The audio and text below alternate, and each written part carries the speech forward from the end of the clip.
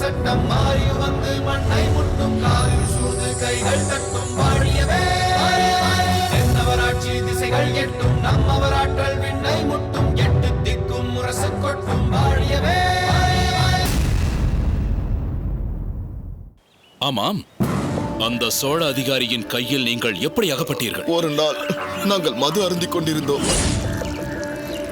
அப்போது அங்கு வந்த 2 சோழ வீரர்கள் எங்களை மிரட்ட, அந்த சோழ வீரர்களுடன் மேல் அதிகாரியும் வந்திருக்கிறார் என்பது தெரியாமல் பதிலுக்கு நாங்களும் அவர்களை மிரட்டினோம். அப்போது வந்தது வினை. போதையில் என்ன சொல்கிறோம் ஏது சொல்கிறோம் என்பது தெரியாமல் தாமரையை தெரியும், மங்கம்மாவை தெரியும் என்று எல்லாம் அந்த சோழ வீரர்களிடம் தம்பட்டம் அடித்தோம். அவ்வளவுதான். எங்கள் இருவரையும் கட்டி வைத்து அடித்து தோலை உரித்து தோரணமாய் கட்டி தொங்க விட்டு விட்டார்கள்.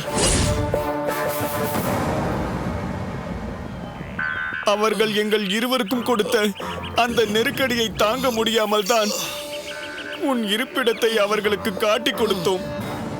இடும்பா, அவர்களை அழைத்து வந்த வழி நெடுகவும் நீ மலை குகையில் இருந்து அவர்களிடம் மாட்டிக்கொண்டு விடக்கூடாதே என்று பயந்து கொண்டே வந்தோம். நான் நினைத்தது போலவே நடந்தது. நாங்கள் அங்கு வந்த நேரம் நீங்கள் இருவரும் அந்த மலை குகையில் இல்லை. நீங்கள் வரும்போது நான் மறைவிடத்தில் நின்று உங்கள் நடவடிக்கைகளை கவனித்துக் கொண்டுதான் இருந்தேன். உங்கள் பேச்சிலிருந்து தாமரை தப்பித்து விட்டதையும் அறிந்தேன். அதற்கு பின் நீ தாமரையை பார்க்கவில்லையா? ஏன் பார்க்கவில்லை? அன்றே பார்த்து அவளை பிடித்தும் விட்டேன். அதற்கு பின் தாமரையை ஆள் நடமாட்டம் இல்லாத கடற்கரை அருகில் உள்ள ஒரு தீவில் எனது கட்டுப்பாட்டில் வைத்திருந்தேன். தாமரை அந்த கடற்கரை பகுதியில் தான் இப்போது இருக்கிறாளா? இல்லை, என் கட்டுப்பாட்டில் இருந்த தாமரை என்னை திருமணம் செய்ய மறுக்கிறாளே என்ற கோபத்தில் வலுக்கட்டாயமாக அவளை நான் திருமணம் செய்ய முயன்றேன். அப்போது வந்த ஒரு முதியவன் என்னிடமிருந்து அவளை காப்பாற்றி தன்னுடன் அழைத்துச் சென்று விட்டான். அந்த முதியவனை தொடர்ந்து சென்றால் அவன் மூலம் பிரச்சனை வரும் என்பதால் சிறிது நாட்கள் இங்கு கழித்துவிட்டு பிறகு செல்லலாம் என்று இங்கு திரும்பி வந்து விட்டேன். இடும்பா, நீ அனுமதித்தால் நானும் வேலப்பணம் சென்று தாமரையை மீட்டுக் கொண்டு வருகிறோம். எதற்கு? மறுபடியும் அந்த மங்கம்மாவிடமோ இல்லை அந்த சோழ அதிகாரியிடமோ என் தாமரையை தாரை வார்ப்பதற்கா? தாமரை விஷயத்தை நானே பார்த்துக் கொள்கிறேன். நீங்கள் இருவரும் போய் உங்கள் வேட்டையை தொடருங்கள். நீதான் இந்த அளவிற்கு எங்களை வேட்டையாடி விட்டாயே. இனிமேல் நாங்கள் எங்கு போய் வேட்டையாடுவது? நாங்கள் வீட்டிற்கு போகிறோம்.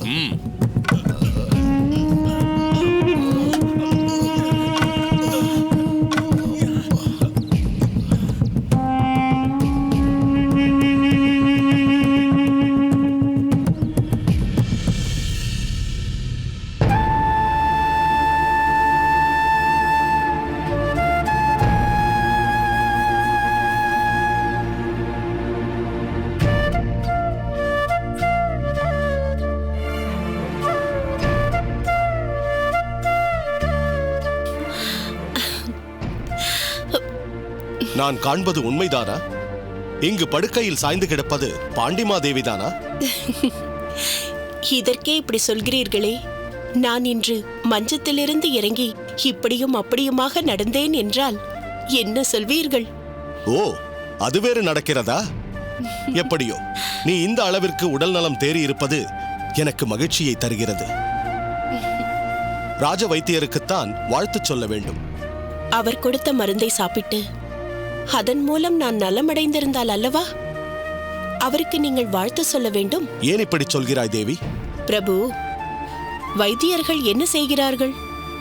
கைப்பிடித்து வாதம், பித்தம், சிலோத்துமம் என்ற 3 நாடிகளில் இது அதிகமாகிவிட்டது, அதனால் இதை குறைக்க வேண்டும், இது குறைவாக இருக்கிறது, அதனால் இதை அதிகமாக்க வேண்டும் என்கிறார்கள். அவ்வளவுதானே?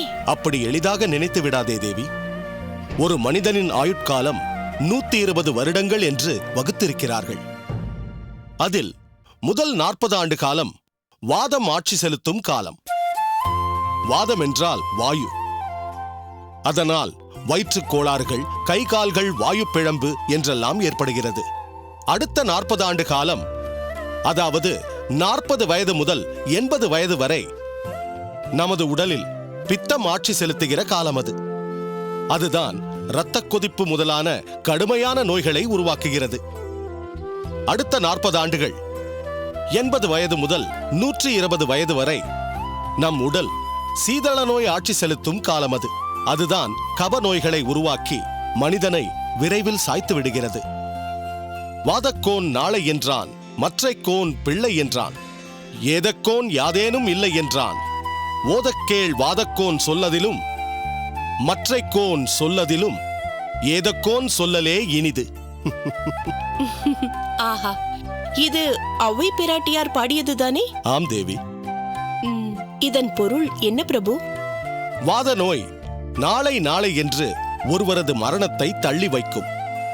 பித்தம் சில நாட்கள் தாக்குப்பிடிக்கும். சிலோத்தம் என்னும் சீதள நோய் பற்றினால் உடனே உயிரை பறித்துவிடும் என்பதுதான் இதற்கு பொருள். இதிலிருந்து தப்பிக்க என்ன வழி? 30 வயது வரும்போதே பித்தத்தை ஏற்படுத்தும் உணவுகளை நீக்க வேண்டும். அப்போதுதான் அதன் பாதிப்பு இருக்காது. 70 வயது வரும்போதே சீதளத்தை ஏற்படுத்தும் உணவுகளை தவிர்க்க வேண்டும். இப்படி இருந்தால் 120 வயது வரை வாழலாம் என்பதுதான் இதன் பொருள்.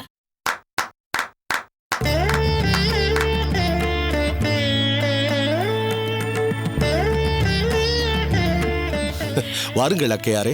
அருமையாக சொன்னாய் பெரும்படுதி. ஆமாம், நீ எப்பொழுது சித்த வைத்தியனாக மாறினாய்? அப்படியெல்லாம் ஒன்றுமில்லை அக்கையாரே. நம் சித்த வைத்தியர் சொன்னதை கேட்டு கேட்டு அது மனதில் பதிந்து விட்டது. அதைத்தான் சொன்னேன். எப்படியோ வைத்தியம் செய்து பஞ்சவன்மா தேவியை பழையபடி நடமாட செய்து விட்டாய். என்னதான் நாடு நாடு என்று இருந்தாலும் நமக்கென்று ஒரு வீடு இருக்கிறது, மனைவி இருக்கிறாள் என்று பொறுப்போடு பஞ்சவன்மா தேவியை பழையபடி நடமாட செய்து விட்டாயே, இதுவே போதும்.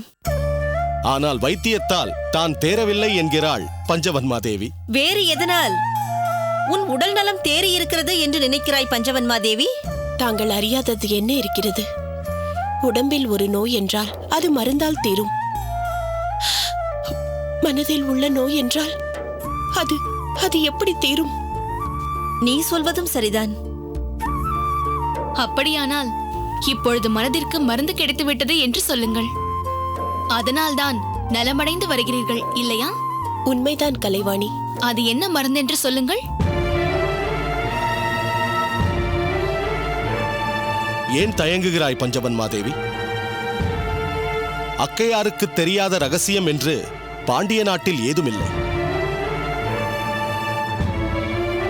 அத்தோடு அக்கையாரின் கணவரிடம் நான் இதை பற்றி பேசித்தான் படையெடுப்பை தடுத்திருக்கிறேன். அதனால் நீ அதை அவரிடம் தாராளமாக சொல்லலாம். தாங்களே சொன்ன பிறகு நான் ஏன் மறைக்கப் போகிறேன்? இளம் வழுதி சிறைப்பட்டிருக்கிறான் என்ற வேதனையில்தான் நான் நோயாளியானேன். இவரோ சோழ மன்னரோ என் மகனை மீட்க எந்த முயற்சியும் செய்யவில்லை என்ற வேதனையில்தான் நான் இருந்தேன். இந்த சூழ்நிலையில்தான் இவர் என் மகனை மீட்பதற்கு முத்துநகையும் பார்த்திபனும் சேர நாட்டிற்கு போயிருக்கிறார்கள் என்ற செய்தியை கொண்டு வந்தார். அதை கேட்டது முதல் எனக்கு ஒரு நம்பிக்கை ஏற்பட்டு விட்டது. முத்துநகை சென்றிருக்கிறார் என்றால் நிச்சயம் அவர் சாதிப்பார். அவரால் முடியாதது என்று எதுவுமே இல்லை. அந்த நம்பிக்கைதான் என்னை மீண்டும் எழச் செய்திருக்கிறது கலைவாணி. அக்கையாரே, இது நம் குடும்பத்துக்குள் மட்டும் இருக்க வேண்டிய ரகசியம். வெளியில் யாருக்கும் தெரியாதபடி எச்சரிக்கையாக பாதுகாத்துக் கொண்டிருக்கிறேன். அதனால் நீங்களும் கலைவாணியும் மறந்தும் இதை பற்றி எங்கும் பேசிவிடாதீர்கள். எனக்கு புரியாதா பெருவழுதி? கலைவாணியை பற்றி சொல்லவே வேண்டாம்.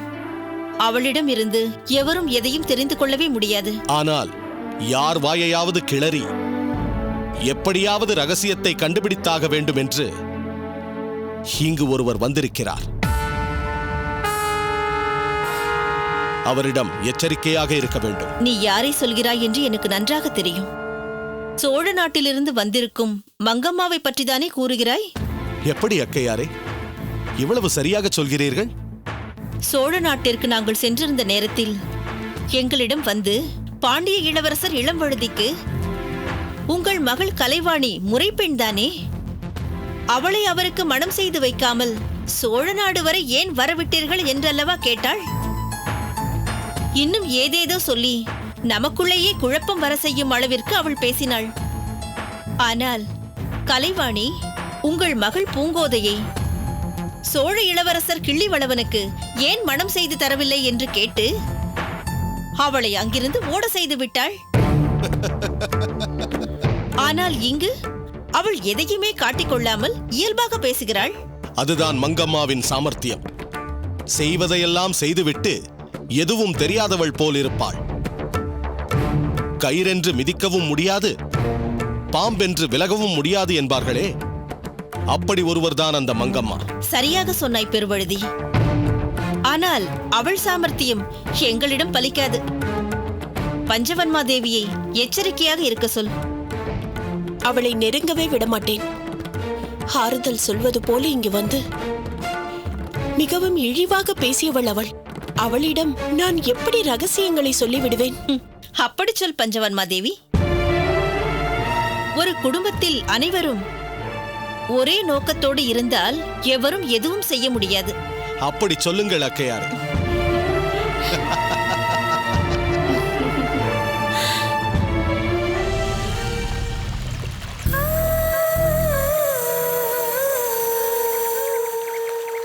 அடுத்தடுத்து வருகின்ற எனது வாழ்க்கை நிகழ்வுகளை நினைத்து பார்க்கவே எனக்கு பயமாக இருக்கின்றது. துடுப்புகள் இல்லாத வெற்று படகு காற்று எந்தெந்த திசையில் வீசுகின்றதோ அந்தந்த திசையில் பயணிப்பது போல் என்னை துரத்தும் விதியின் திசைகளை நோக்கி எனது வாழ்க்கை பயணித்துக் கொண்டிருக்கின்றது. என்னுடைய இந்த விதியின் பயணம் இதே போல்தான் தொடர்ந்து கொண்டிருக்குமா, அல்லது எங்கேனும் நிலை பெற்று நிற்குமா என்பது எனக்கே புரியாத புதிராக இருக்கின்றது. எங்கே போய்க் கொண்டிருக்கின்றது எனது காலம்? எதை நோக்கி சென்று கொண்டிருக்கின்றது எனது வாழ்க்கை?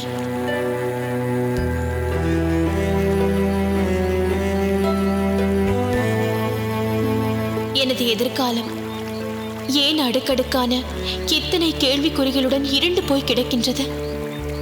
நான் என் செழியனை மீண்டும் சந்திப்பேனா, அல்லது அவரை சந்திக்காமலேயே எனது வாழ்க்கை முடிந்து போய்விடுமா?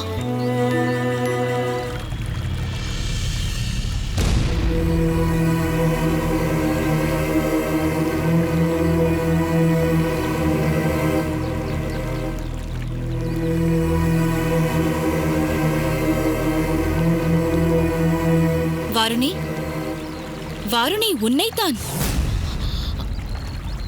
வாருங்கள் இளவரசியாரே. உனக்கு என்ன சொல்லியிருக்கிறேன்?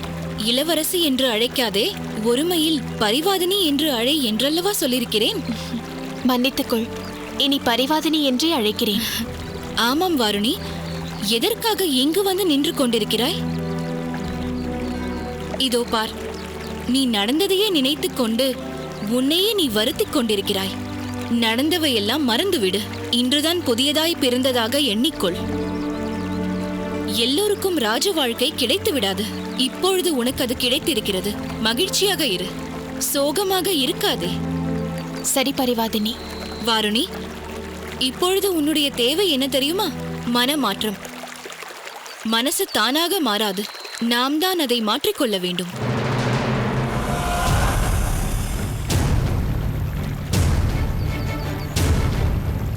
எனக்கு இருக்கின்ற சிந்தனை மாற்றம் என்னவென்று தெரியுமா? வாழ் பயிற்சி. இன்று கூட எனக்கு வாழ் பயிற்சி இருக்கின்றது. அதை கற்றுத்தருவதற்கு என் தோழி அருந்ததி வந்து கொண்டிருக்கின்றாள்.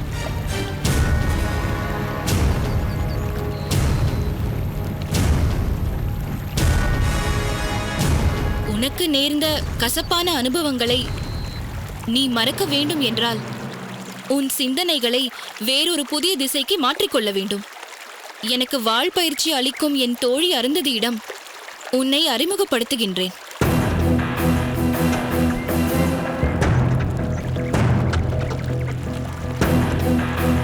அவளிடம் நீயும் வாழ் பயிற்சி பயின்று கொள்ளலாம். இல்லை பரிவாதினி, அன்புடன் நீ கூறிய யோசனை சிறப்பானதுதான்.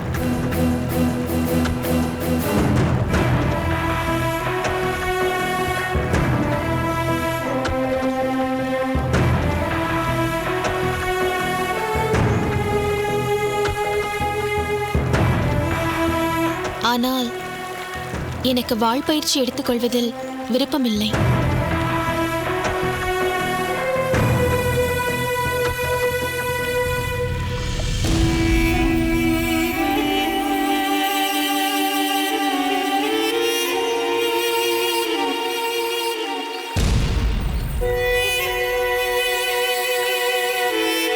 வாருணி, என்னுடைய வாழ் பயிற்சியாளர் அருந்ததியும் வந்துவிட்டாள்.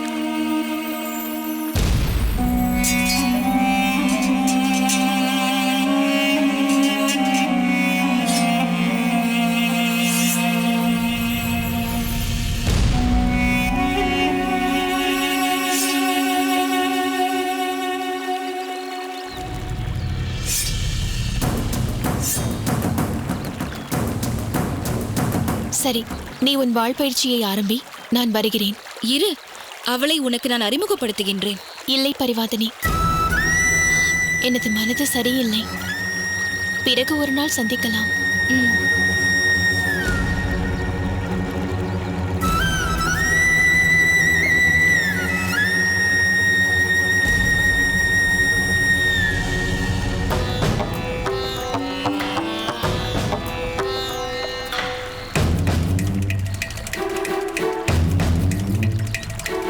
யார் பரிவாதினி அது?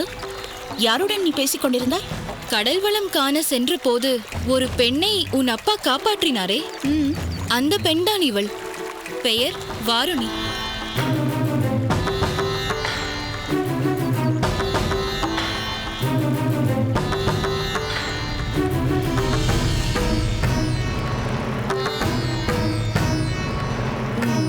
சரி, நாம் பயிற்சியை ஆரம்பிக்கலாமா?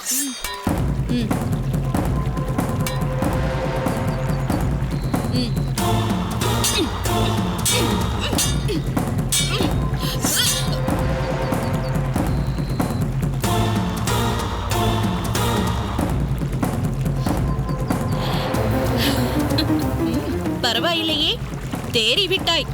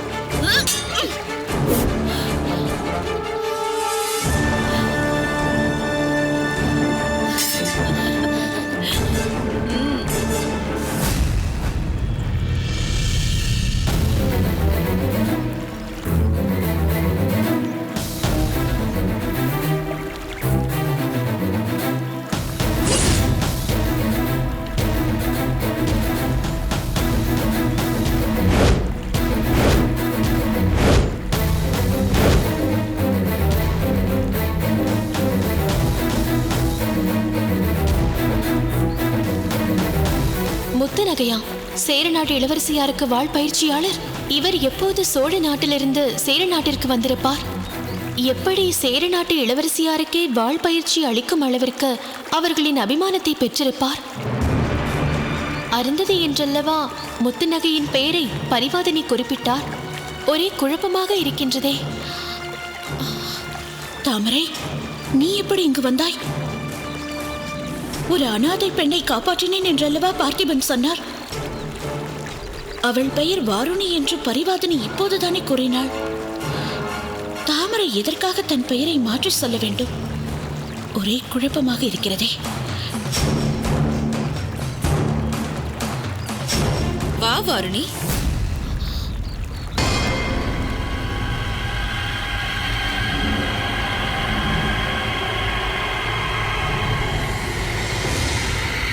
அருந்ததி, நான் சொன்னேனே, அந்த வாருணி இவள்தான்.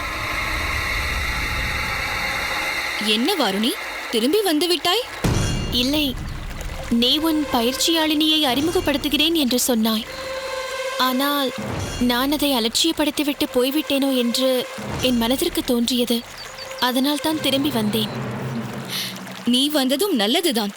நீங்கள் இருவரும் சந்திக்க இது ஒரு வாய்ப்பாகிவிட்டது அல்லவா?